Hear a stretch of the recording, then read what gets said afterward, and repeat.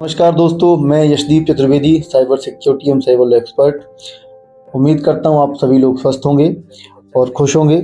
आज हमेशा की तरह आज फिर हम एक नए विषय पे चर्चा करेंगे और आज का विषय हमने महत्वपूर्ण है। आज का विषय हमने ऐसा लिया है जो सभी लोग उपयोग करते हैं जिस टेक्नोलॉजी को, उसको क्या हम कह सकते हैं, यूपीआई ट्रांजैक्शंस। यूपीआई ट्रांजैक्शन वर्तमान में सबसे आसानी से और सबसे ज़्यादा होने वाले ट्रांजैक्शंस हो चुके हैं।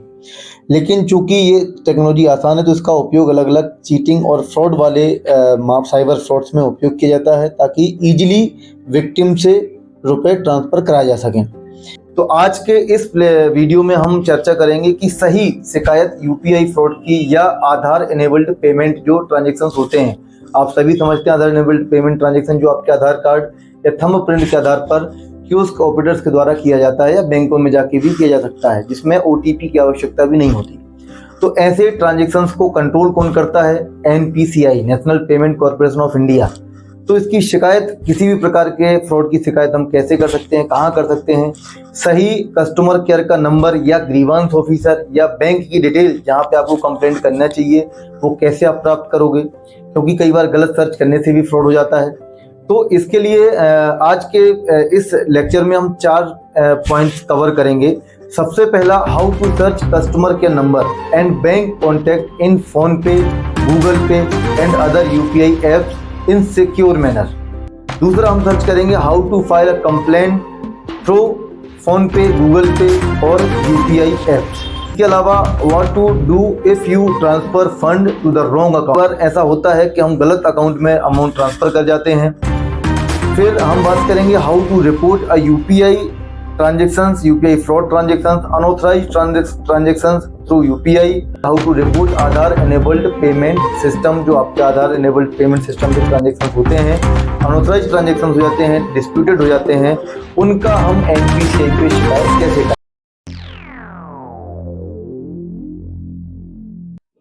हम सबसे पहले देखेंगे कि आप गूगल पे, फ़ोन पे एवं अन्य यूपीआई एप्लीकेशन पर कस्टमर केयर नंबर एवं बैंक कॉन्टैक्ट को किस तरीके से सर्च कर सकते हैं। इसके लिए आपको गूगल पे एप्लीकेशन को ओपन करना होगा। आप जैसे ही इसको ओपन करते हैं तो आपको राइट साइड में एक आइकन दिखता है, उस पर आपको क्लिक करना होगा। यहाँ पे क्लिक करने के बाद में आप जैसे इसको स्क्रॉल करते हैं तो लास्ट में आपको एक गेट हेल्प का ऑप्शन दिखता है। गेट हेल्प पे क्लिक करने के बाद में आप इसको स्क्रॉल करेंगे तो यहाँ कॉन्टैक्ट सपोर्ट का एक ऑप्शन मिलेगा आपको, जिसके माध्यम से आप इनसे कॉन्टैक्ट भी कर सकते हैं एवं चैट भी कर सकते हैं। इसके अलावा अगर आप फ़ोन पे से रिलेटेड कोई कंसर्न है तो उसके लिए आपको फ़ोन पे एप्लीकेशन को ओपन करना होगा। यहाँ पर आपको एक क्वेश्चन मार्क का आइकन दिखेगा जिस पे आप क्लिक करेंगे। क्लिक करने के बाद में आपको डायरेक्टली इनका जो फ़ोन सपोर्ट अवेलेबल है उसमें आपको नंबर मिल जाएंगे, तो आप इसको यहाँ से देख सकते हैं। इसके अलावा आप अगर अपने बैंक कॉन्टैक्ट को सर्च करना चाहते हैं तो आप सिंपली अदर्स पे क्लिक करना होगा। अदर्स में आपको कॉन्टैक्ट योर बैंक का लास्ट में एक ऑप्शन दिखेगा, जिस पे आप जैसे ही क्लिक करते हैं तो आपको आपके बैंक की लिस्ट दिख जाएगी। तो यहाँ पर आपको सभी बैंक की जो नाम है वो दिख जाएंगे। अब आपका जिस भी बैंक में अकाउंट है, आपका खाता है, उस बैंक को आप सिलेक्ट करके वहाँ के जो भी कस्टमर केयर नंबर है उसको फाइंड कर सकते हैं। तो इस माध्यम से आप गूगल पे एवं फ़ोन पे की हेल्प से कस्टमर केयर नंबर एवं बैंक कॉन्टैक्ट को सर्च कर सकते हैं।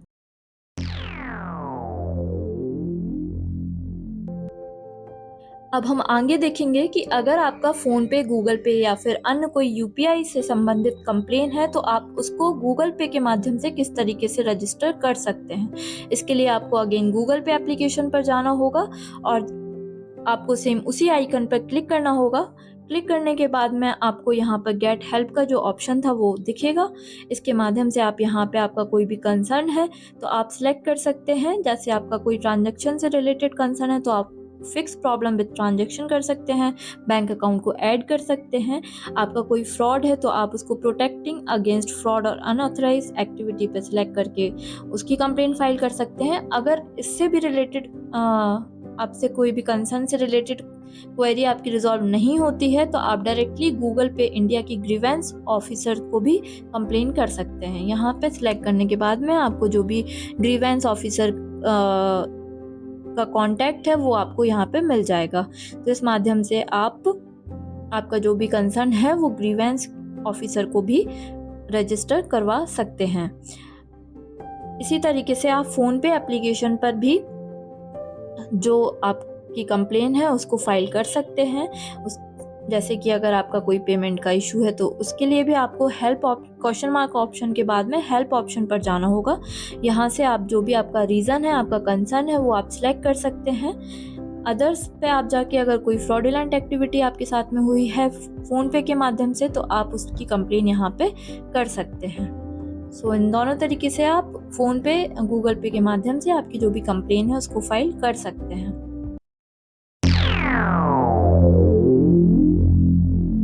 जैसा कि अभी आपको बताया कि अगर आपका यूपीआई से संबंधित कोई कंप्लेन है तो आप गूगल पे, फ़ोन पे के माध्यम से किस तरीके से कंप्लेन रजिस्टर कर सकते हैं। इसी तरीके से अगर आपकी कंप्लेन वहां से रिजॉल्व नहीं होती है तो आप डायरेक्टली NPCI यानी कि national payment corporation of India के पोर्टल पे जाके यूपीआई कंप्लेन को रजिस्टर कर सकते हैं। कभी आपका जो फंड है किसी गलत अकाउंट में ट्रांसफ़र हो जाता है तो उसकी कंप्लेन भी आप इस माध्यम से कर सकते हैं। इसके लिए आपको NPCI के पोर्टल पर जाना होगा। यहाँ पर आपको रजिस्टर अ कंप्लेन का एक ऑप्शन आएगा। सो आप यहाँ पे इस पे जैसे ही क्लिक करते हैं सो यहाँ से आप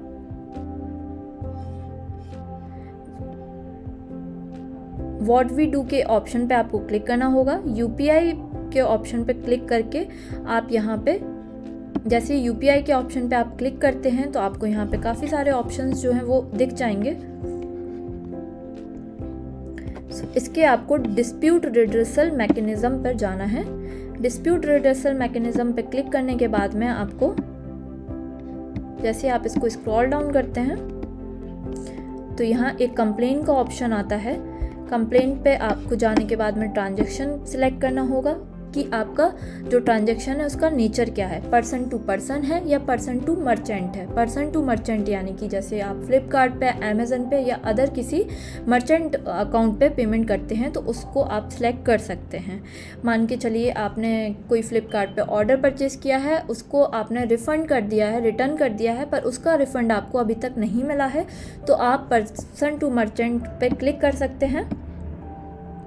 इसके बाद में आपका जो भी इशू है, जैसे कि आपका अमाउंट जो है वो डेबिट हो गया है पर जो आपने जिसको भी भेजा है वो फंड ट्रांसफ़र किया है उनके अकाउंट में क्रेडिट नहीं हुआ है, आपका जो ट्रांजैक्शन है वो फेल हो गया है, आपका जो फंड है वो इनकरेक्टली किसी दूसरे अकाउंट में ट्रांसफ़र हो गया है, जो ट्रांजैक्शन है उसका टाइम आउट हो गया है और अमाउंट जो है वो डेबिट हो गया है।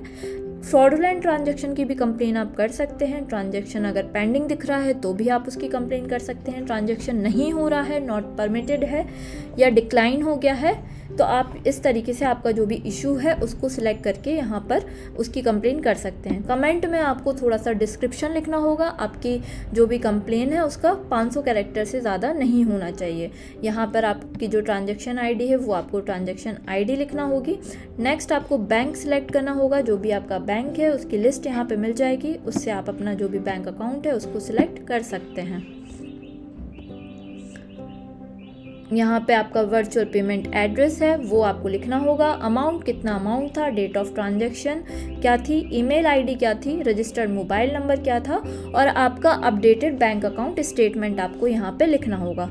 तो इस तरीके से आप यहाँ पे सबमिट करने के बाद में आपकी जो भी कंप्लेन है उसको फाइल कर सकते हैं। नेक्स्ट, अगर आपका कोई ट्रांजैक्शन के अलावा कोई कंसर्न है, जैसे पिन से संबंधित कोई कंसर्न है तो आप पिन भी सिलेक्ट कर सकते हैं। जैसे आप पिन सेट नहीं कर पा रहे हैं, रीसेट नहीं कर पा रहे हैं, पिन में कोई एरर आ रहा है, पिन ब्लॉक हो गया है, तो आप उसके जो भी इशू है उसको सिलेक्ट करके आपकी कंप्लेन को ब्रीफ करके आपका बैंकिंग जो भी नेम है वो सिलेक्ट करके आपका VPA यानी virtual payment address, email ID, registered mobile number और updated mobile bank account statement को सिलेक्ट करके आप यहाँ पे सबमिट कर सकते हैं। इसके अलावा अगर अकाउंट से रिलेटेड कोई इशू है, जैसे कि आपका जो अकाउंट है वो फैच नहीं हो पा रहा है, लिंक नहीं हो पा रहा है, आप उसको रिमूव करना चाहते हैं या फिर डी रजिस्टर करना चाहते हैं, तो वो भी रीज़न सिलेक्ट करके आप अकाउंट की भी कंप्लेन यहाँ से कर सकते हैं। नेक्स्ट रजिस्ट्रेशन है। रजिस्ट्रेशन यानी कि अगर आपका कोई भी जो मोबाइल से रजिस्ट्रेशन फेल हो रहा है, एसएमएस फेल हो रहा है या फिर डिवाइस बाइंडिंग फेल हो रहा है, यानी कि कभी आपका जो फ़ोन है उस पर आपकी जो डिवाइस बाइंडिंग है वो नहीं ले रहा है, तो उसका भी आप यहाँ से रजिस्ट्रेशन पर जाके इशू सिलेक्ट करके इसकी कंप्लेंट फाइल कर सकते हैं। अगर एसएमएस से रिलेटेड कोई इशू है कि आपका ओटीपी नहीं आ रहा है, तो उसकी भी कंप्लेंट आप एनपीसीआई के पोर्टल पे सिंपली यहाँ से कर सकते हैं। नेक्स्ट हम देखेंगे कि लॉगिन से रिलेटेड कोई इशू है तो उसकी भी आप सिलेक्ट कर सकते हैं। अगर आप लॉगिन नहीं कर पा रहे हैं किसी भी यूपीआई एप्लीकेशन पर, तो उसकी कंप्लेंट कर सकते हैं। अदर कोई आपका रीज़न है, अदर कोई रीज़न्स में आ सकता है कि आपकी जो प्रीवियस कंप्लेंट है उसका कोई रेफरेंस नंबर नहीं मिला है आपको, तो आप उसकी भी कंप्लेंट यहाँ से कर सकते हैं। इस माध्यम से आप एनपीसीआई के पोर्टल पे जाके सभी जो भी कंप्लेन है अकाउंट से रिलेटेड, ट्रांजैक्शन से रिलेटेड या अन्य कोई एसएमएस से रिलेटेड, तो उसकी कंप्लेन आप यहाँ से सिंपली रजिस्टर कर सकते हैं।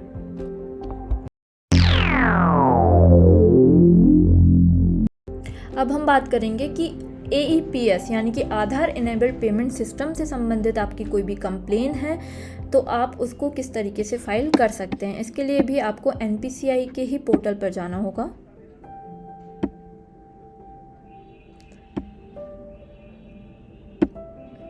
तो आप गूगल पे सर्च कर सकते हैं एनपीसीआई।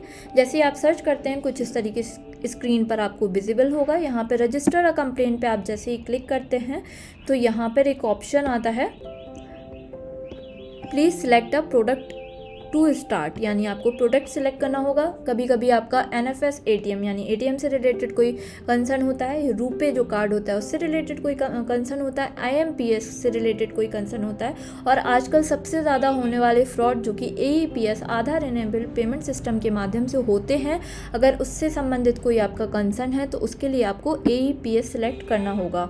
आपको यहाँ पर ट्रांजेक्शन का टाइप सिलेक्ट करना होगा कि आपके अकाउंट से जो फंड है वो ट्रांसफ़र हुआ है, विदड्रॉ हो गया है, कैश आपको डिपॉजिट करना था पर उसमें कोई कंसर्न आया है, या फिर भीम आधार पे से रिलेटेड कोई कंसर्न है, तो वो आपको सिलेक्ट करना होगा। यहाँ पे आप आपका बैंक सिलेक्ट करेंगे।